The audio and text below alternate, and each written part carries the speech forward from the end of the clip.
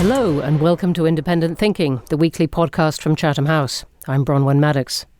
This week, we're looking at the outcome of Nigeria's historic presidential election. This week, millions of Nigerians went to the polls in an election widely seen as being crucial for the direction of the country.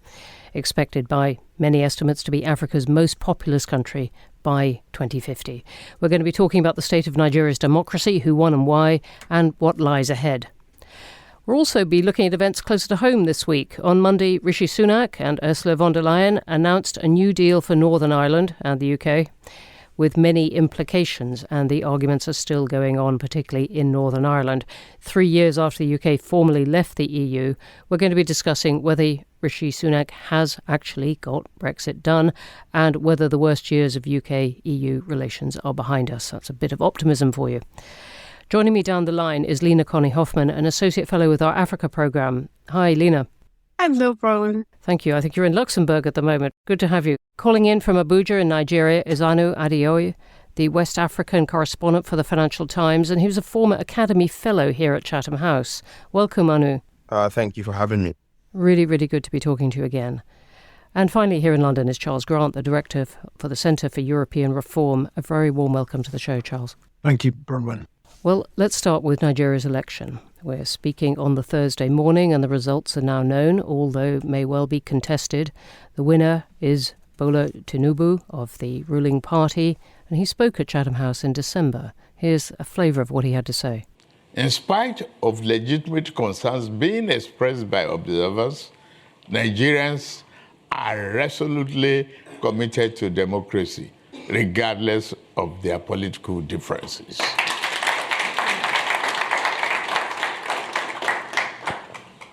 At the best of times, and with reference to its foreign policy orientation since independence in 1960, and since the end of its civil war in 1970, Nigeria has always crafted its domestic national security and economic development policies with some strategic foreign policy imperatives in mind. There is a close connection between domestic development and national security. Aanu, you're in Abuja. What can you tell us about him? Bola Tinubu is the former governor of Lagos State. He ran Nigeria's commercial center for 8 years, from 1999 to 2007. Since then, he has been, quote unquote, a political godfather who has used his massive influence to ensure that his successors are essentially handpicked by him.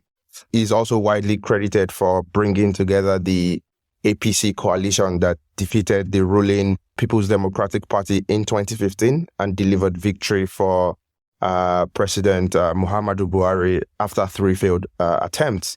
So he's seen as this political godfather who and kingmaker who has brought a lot of people into politics. And now this is his chance to be Nigeria's president. And I think the slogan of his campaign was, "It is my turn," in his native Yoruba language.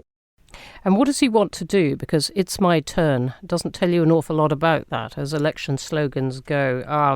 It has a certain clarity to it, but it doesn't take us into what it might mean for security, for corruption, for growth, for all these things that people are looking to the president for.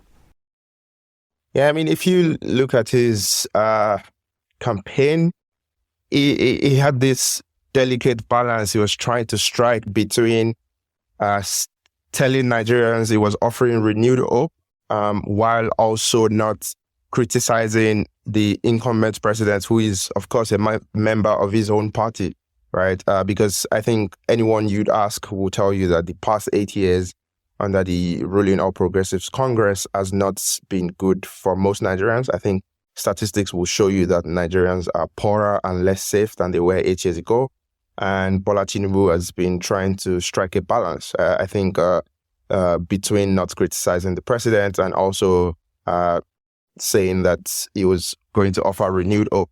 So I think the interesting thing about his candidacy is that he's going to inherit a lot of problems with security, with the economy, but he's going to inherit those problems from a president from his own party, right? So he will not have the luxury of blaming the opposition as they did when they first got power in 2015.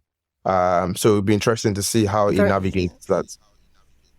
That's very elegantly put. And just staying on the election result for a moment, the opposition candidates are talking about legal challenges. Do you think that they've got a chance of that?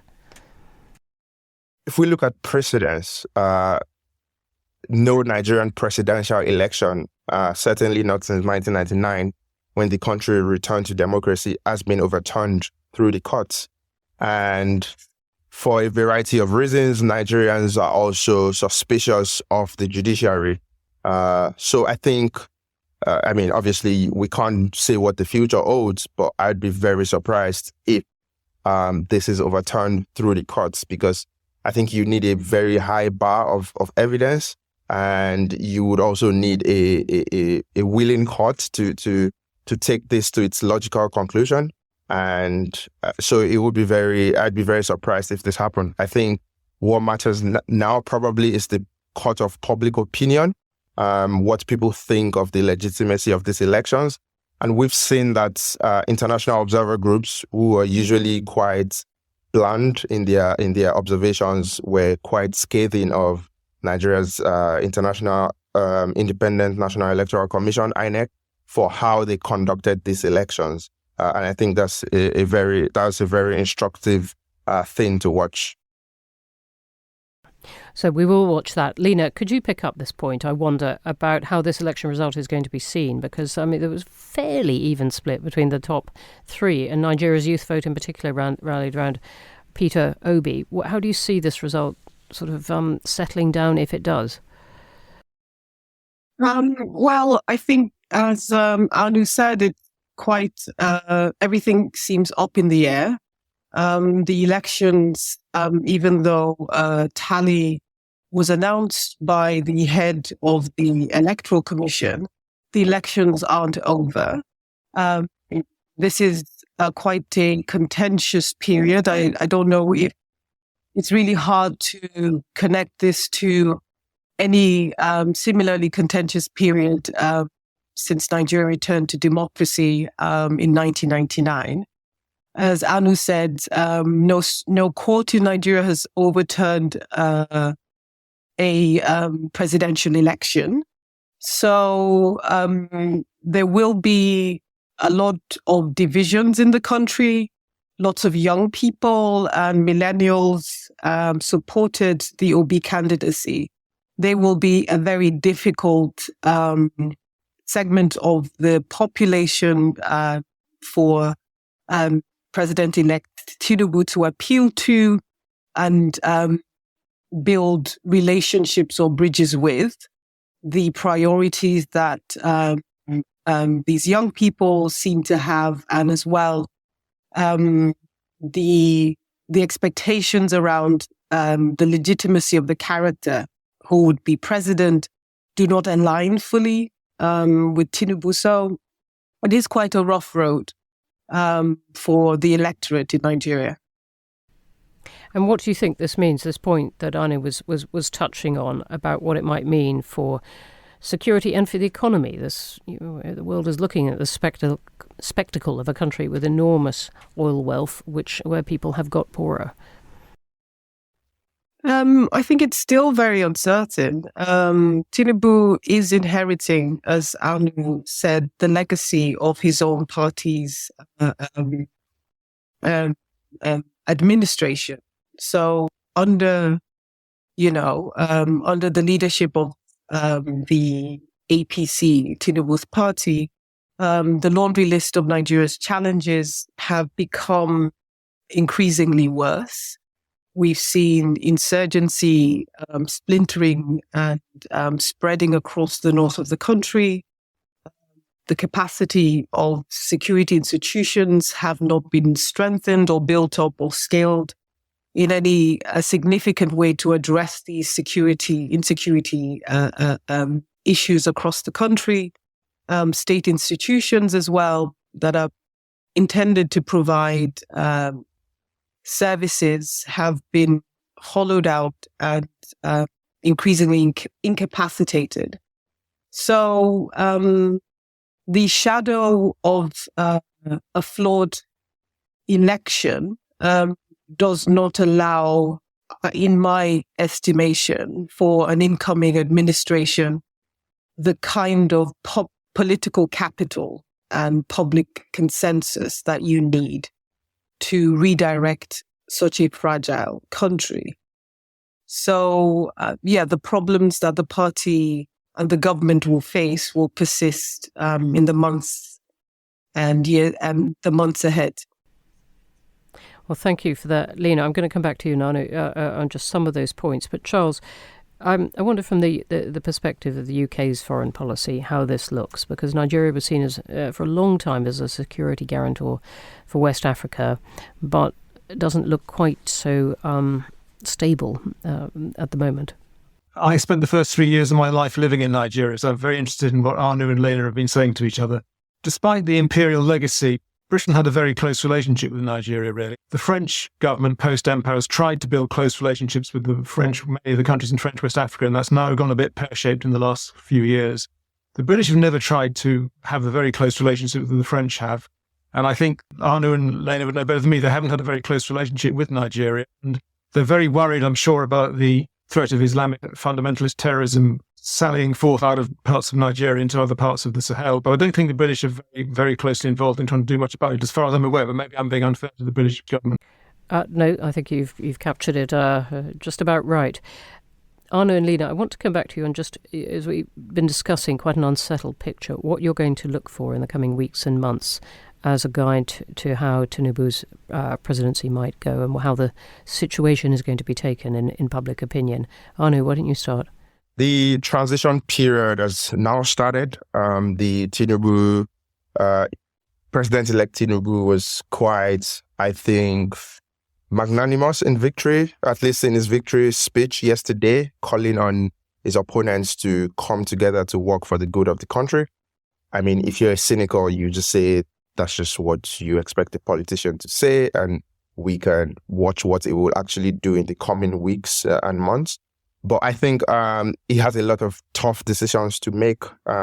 Obviously, we've been talking about the economy and insecurity, but also there's a decision to be made about costly fuel subsidies. Nigeria spends about 10 billion a year on fuel subsidies. He has to make a decision about removing it or not. Previous presidents have shied away from that particular reform.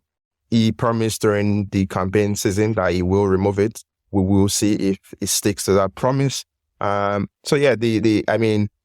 spoken to people who say, I don't even know why anyone is running to be president of this country because of all the challenges that face anyone who actually wants to work as president of Nigeria. So I think it's just a thing of we have to watch and see. I've spoken to advisors of Tinubu who understand that they are taking over a very divided country, and they need to do everything to make sure that the country pulls in the same direction. But I think we also have to wait and see how the legal challenges affect the proposed unity of the country. Thank you for that. I think the late Queen Elizabeth of England said something like that to Prime Ministers, possibly Boris Johnson, on taking over, but the problems are different. And Leena, what do you think? What are you looking for now? I think what I'll be looking for now is how state institutions recover some level of trust for all of these challenges to be addressed. I think what we tend to underestimate when we speak about Nigeria's socioeconomic, political challenges is how the quality of institutions have been incapacitated for so very long, and everyday Nigerians feel less and less a presence of government in their lives. So that social contract piece for you to govern such a diverse and fragmented country is still very missed. So the administration that came before Tinubu came in with a bit more popularity. There was definitely an eagerness to put aside the administration that was before them, the PDP administration, but still struggle to build kind of widespread universal consensus and a social contract to change the direction of the country. So the elements of accountability and building trust in institutions are very key to addressing these challenges in the context of Nigeria and don't get sufficient attention. Thank you. Very elegantly and soberly put. Well, let's pivot to Britain and the deal this week that Rishi Sunak seems to have done with the European Union. But I'm going to bring in at the end of that also the point that Charles touched on about the UK's what it might do in West Africa. Charles, let me turn to you. It's been 6 years since the UK triggered Article 50, 3 years since we left the EU. Has Rishi Sunak finally done it? I think he has. We now have this basic structure of the future relationship between the UK and the EU in place. The structure is the withdrawal agreement, including the famous Northern Ireland Protocol, which there's been a new agreement on how to interpret it called the Windsor Framework. We have the Trade and Cooperation Agreement, which is a kind of free trade agreement between the UK and the EU. So the basic building blocks are in place. That doesn't mean there won't be more negotiations.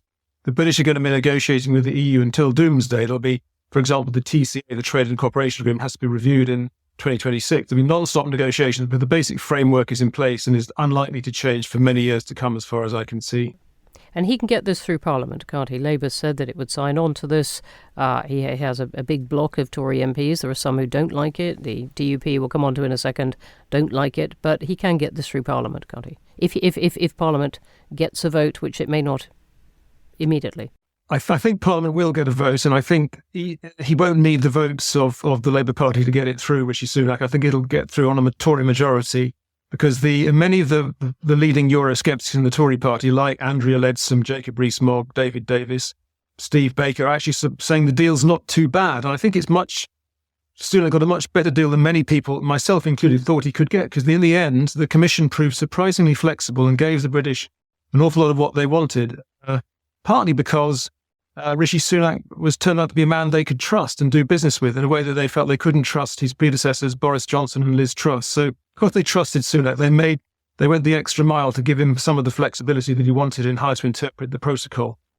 So we're hearing an awful lot about whether the DUP, the Northern Ireland Unionist Party, is going to sign on or not. Does that matter, or does it matter just for whether the Northern Ireland Assembly reforms as a sitting government there?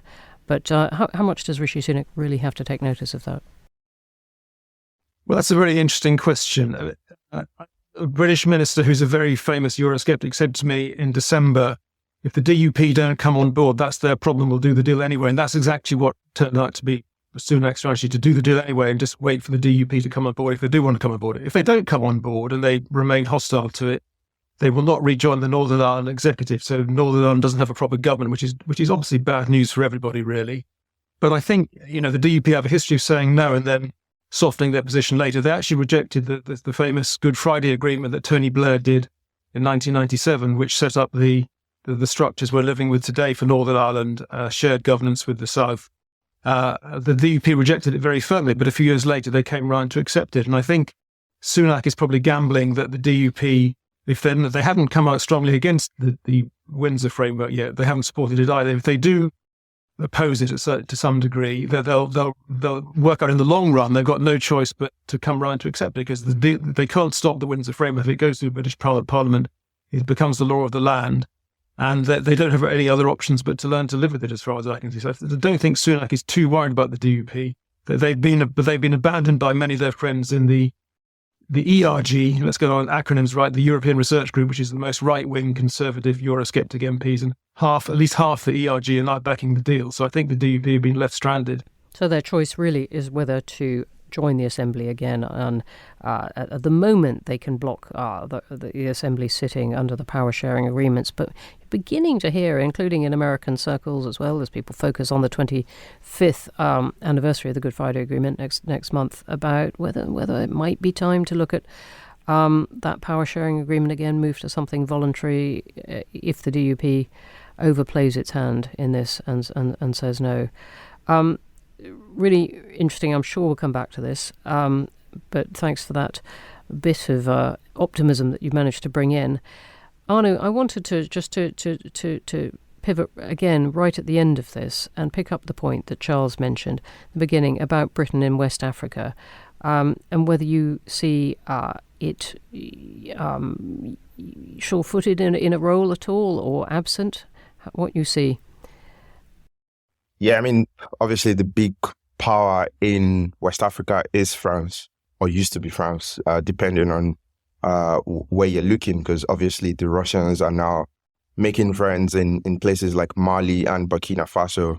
And it's interesting that Macron is actually going to a few African countries this week to try and, quote unquote, reset the relationship. I mean, I think there's a lot of work that the UK can do. Obviously, there's big security challenges in the Sahel. And I think Western countries are still trying to decide how to partner with countries in the Sahel to tackle the security crisis in particular. I mean, I think one problem that obviously is a big concern is the departure of French troops from Burkina Faso and Mali means that there's a big gap to be filled. The Russians are filling that gap.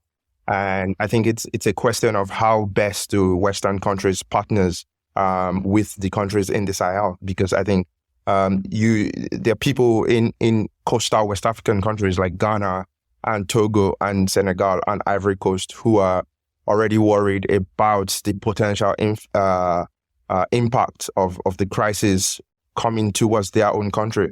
So I think if you're like a country like Spain, for example, or Italy, you have to start worrying about the potential of that to also perhaps spread towards your shores. So yeah, there's a lot of difficult decisions and difficult conversations to be had about how best to support countries in that region to deal with the security challenges that they face.